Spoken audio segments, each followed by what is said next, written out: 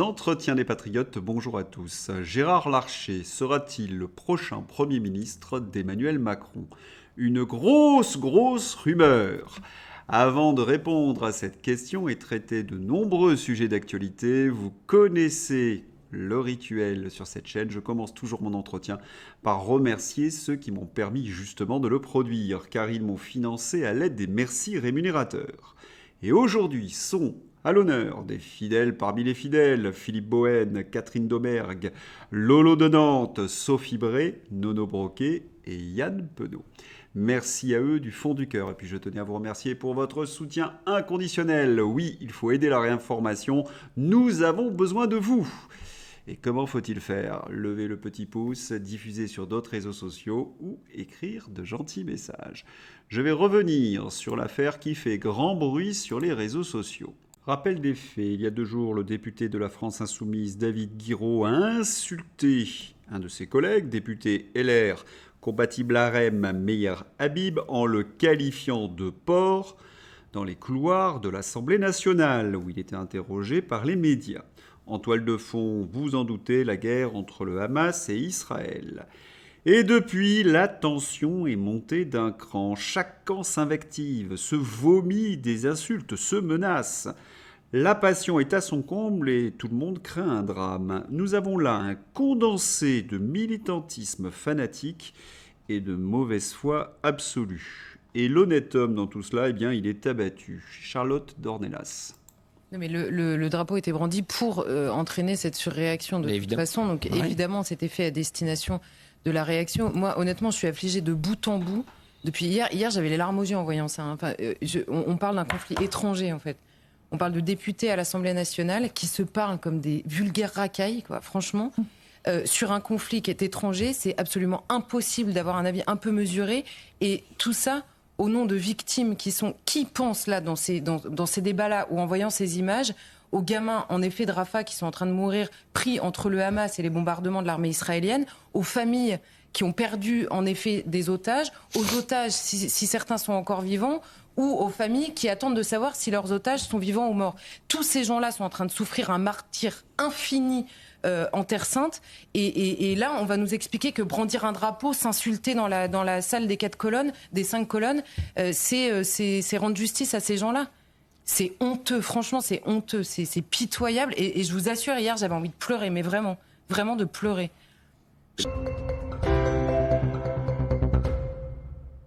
Mais il y a un point qu'il faut souligner. Que recherche la France insoumise dans cette histoire? Monter les communautés les unes contre les autres, chercher le chaos parce qu'un responsable politique a pour fonction justement de faire baisser un petit peu la température. Et pourquoi j'affirme ce genre de choses? À cause de ce tweet de Rima Hassan. Il est temps que la France rende tout ce qu'elle doit à l'Algérie. Rima Hassan a immigré en France à 9 ans. Scolarisée gratuitement à l'école de la République, elle est devenue française à 18 ans. Juriste à 24 ans, la France lui a tout donné. Et si Rima Hassan se demandait comment rendre ce qu'elle doit à la France? Et c'est bien là tout le problème. C'est précisément parce que Rima Hassan a grandi en France qu'elle en connaît les talons d'Achille. À l'école de la République, puis à l'université, soumise toutes deux au magistère moral d'extrême gauche, elle a été biberonnée à la repentance. Elle a donc hybridé les 2 combats afin de mieux acculturer la cause palestinienne en France dans une équivalence à la côte mal taillée autour d'un récit colonial fourre-tout et couteau suisse. Ce n'est pas la première fois qu'elle évoque l'Algérie. Le 8 mai, jour anniversaire de la victoire, elle déclarait déjà ce que fait Israël à la Palestine n'est pas très différent de ce que la France faisait à l'Algérie. Si d'aventure la communauté algérienne, si nombreuse en France, ne savait pas pourquoi elle devait soutenir les Gazaouis, c'est désormais clair. Rima Hassan est un élément puissant de déstabilisation nationale que la France a réchauffé dans son sein. Pour bien comprendre par ailleurs cette instrumentalisation de la France insoumise du conflit israélo-palestinien, il faut savoir qu'il n'y a qu'une seule personne qui possède les clés d'une solution de paix au Proche-Orient. Vous connaissez son nom, c'est le président des États-Unis, Joe Biden. En effet, il a privatisé le conflit, empêchant la communauté internationale d'avoir la moindre influence. Alors, ceux qui veulent une solution pacifique au Proche-Orient doivent s'adresser à Joe Biden. Pour le reste, les agitations de la France insoumise, vous l'avez compris, c'est de la manipulation politique. 29 mai 2005, les Français votent non au référendum sur le TCE. C'était il y a 19 ans, le 29 mai 2005. Les Français refusent donc le traité de constitution pour l'Europe à 55%. C'est le dernier référendum qui a eu lieu en France. Il a été bafoué. La fracture démocratique date du jour de la trahison du traité de Lisbonne. Ma génération n'a jamais pu voter de sa vie pour un référendum. Quoi de mieux, d'un point de vue démocratique, qu'un référendum sur l'appartenance à l'Union européenne ? Il ne pourrait pas être légalement contourné, contrairement à celui de 2005. Certains pourraient me rétorquer que c'est un mal pour un bien, que l'Union européenne a changé notre quotidien, que Bruxelles a pris des mesures d'importance. La preuve, démonstration, la fin des couverts à usage unique, le chargeur universel pour les téléphones ou encore la fin des paillettes. Voilà la liste des arguments sur tout ce que nous a apporté le machin de Bruxelles. Oui, c'est assez parlant.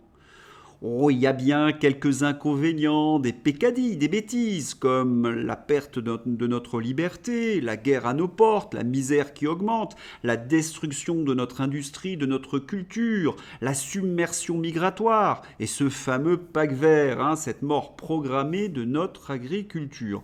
Oui, ce sont des riens, des bêtises, des peccadilles. Car enfin, il est bien plus important de ne plus manger avec des couverts en plastique.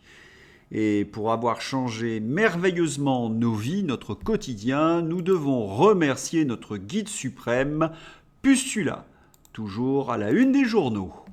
Révélation Politico, encore un scandale frappant Pustula. La campagne publicitaire en ligne de Van der Leyen enfreint les règles de transparence électorale de l'Union européenne. Jusqu'à 70 000 € de publicité Google faisant la promotion de la femme politique allemande n'ont pas été déclarés comme il le fallait. On ne connaît toujours pas le destinataire de ces 70 000 €. Il faut également rappeler que lorsque Pustula était ministre de la Défense en Allemagne, elle avait été accusée par la presse allemande de malversation dans la signature de contrats de fourniture à l'armée allemande. Dès qu'il y a signature de contrat, il y a, quelques doutes avec Pustula. C'est ce que nous rappelle Frédéric Baldan. Politico, l'agence de communication du Marais européen, préfère attirer notre attention sur une campagne Google à 70 000 € pour mieux passer sous silence une audience qui porte sur un contrat de 35 milliards d'euros. Et le tout avec les impôts des Européens. Lorsqu'on parle de prise illégale d'intérêt, de corruption, un young leader peut en cacher un autre. Pustula, Macron. Affaire des cabinets de conseil, perquisition au ministère de la Santé dans le cadre d'une information judiciaire pour favoritisme. Les gendarmes de la section de recherche de Paris ont perquisitionné le siège du ministère, ciblant le recours croissant par l'État au cabinet de conseil, dont McKinsey est étroitement lié au chef de l'État. On se rappelle qu'il y avait eu un rapport sénatorial, mais également un rapport de la Cour des comptes. La Cour des comptes avait également étrillé ce recours au cabinet de conseil en juillet 2023, pointant du doigt des dépenses ayant triplé entre 2017 et 2021. La présence des cabinets était ainsi devenue un mode ordinaire de couverture des besoins dans certains secteurs, pouvait-on lire. Aucune explication d'ensemble cohérente et générale ne peut être fournie de l'augmentation du recours à ces structures, ajoutait le document. Les cabinets sont intervenus sur la plupart des grandes réformes du premier quinquennat d'Emmanuel Macron, mais aussi dans la gestion de la crise sanitaire ou l'organisation de colloques, soulignait le rapport sénatorial. Publié en pleine course à la présidentielle, ce rapport avait empoisonné la campagne d'Emmanuel Macron, accusée par les oppositions de favoritisme en faveur de McKinsey. S'il y a des preuves de manipulation, que ça aille au pénal, avait-il dit le 27 mars. C'est la réponse digne d'une racaille qui se sent au-dessus des lois. Mais sur quoi se fondent les soupçons de favoritisme ? Eh bien, il faut savoir que les petits gars de McKinsey ont donné un coup de main bénévolement à Macron pour sa campagne électorale de 2017. Et après son élection, les contrats avec McKinsey ont triplé. Le hasard, sans doute. Bientôt la perquisition du salon de beauté de Véran. Et oui, les gendarmes de la section de recherche de Paris, comme je l'ai dit, ont perquisitionné le siège du ministère de la Santé, ciblant le recours croissant par l'État au cabinet de conseil dont McKinsey, proche du chef de l'État. Nous assistons à la lente agonie du pouvoir macroniste. Emmanuel Macron a dépensé un pognon de dingue entre l'Ukraine et autres folies européistes. Les Français, vous le savez, doivent régler la note. Pierre Moscovici, président de la Cour des comptes. Arrêt maladie. Les arrêts maladie inférieurs à 8 jours pourraient ne plus être indemnisés selon une proposition de la Cour des comptes. L'institution veut enrayer la flambée des arrêts maladie qui ont représenté 12 milliards d'euros de dépenses pour la sécurité sociale en 2022. 2022, mais on sortait de 2 ans de pandémie et de confinement. Comment ose-t-il ? Et en même temps, les migrants illégaux bénéficieront de l'aide juridictionnelle. Les travailleurs légaux, qui eux cotisent, ne seront plus indemnisés pour les arrêts de moins de 8 jours. Ce n'est même plus de la préférence étrangère, c'est une guerre au peuple. Oui, comment ose-t-il ? Car enfin, prenons un cas pratique. Si un clandestin vous agresse et que vous avez 5 jours d'arrêt de travail, eh bien ça sera pour votre poche et en plus, vous paierez l'avocat à votre agresseur avec vos impôts. Oui, une double peine. Paraît-il que certains ne veulent pas aller voter. C'est incompréhensible. Gérard Larcher, Macron-Larcher et l'hypothèse Matignon. Manipulation, faux-semblant et vraie discussion. L'éventualité d'une nomination du président du Sénat à Matignon dans les prochains mois agite les esprits en Macronie comme à droite. Récit, vous avez aussi l'article sur BFM, pourquoi l'hypothèse Gérard Larcher à Matignon après les européennes ressurgit, et également dans Le Parisien. Ciotti pense que l'hypothèse Matignon existe et qu'il pourrait accepter. À quoi joue Gérard Larcher ? En grand conciliateur, le patron du Sénat ménage toutes les options politiques possibles, quitte à ne pas fermer la porte à Matignon, ce qui agace au sein de sa famille politique. Ce mardi soir, il doit dîner avec Ciotti. En même temps, ce n'est pas une nouvelle que les LR soient des traîtres.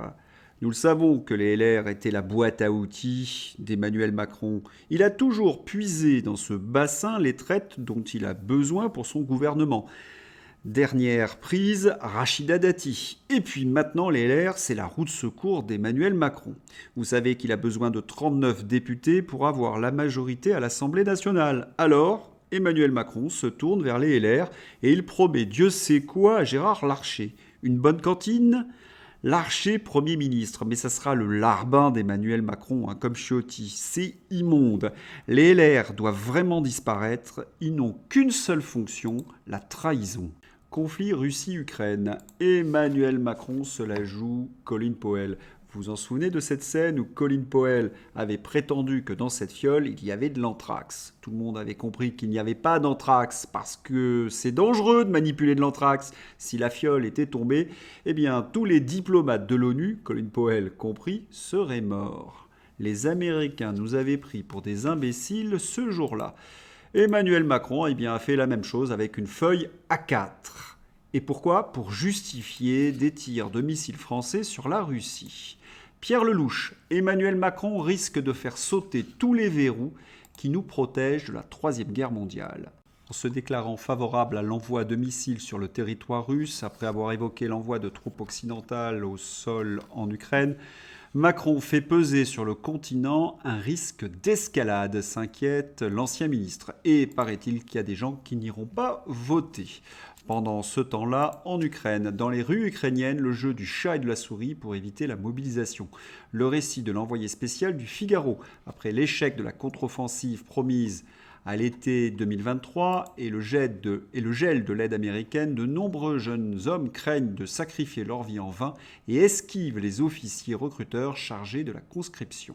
C'est monstrueux, oui, jusqu'au dernier Ukrainien. C'est le moment d'ouvrir la page Fantaisie avec une comique qu'on aime bien dans ses entretiens, la directrice de France Inter, Adèle Vendresse.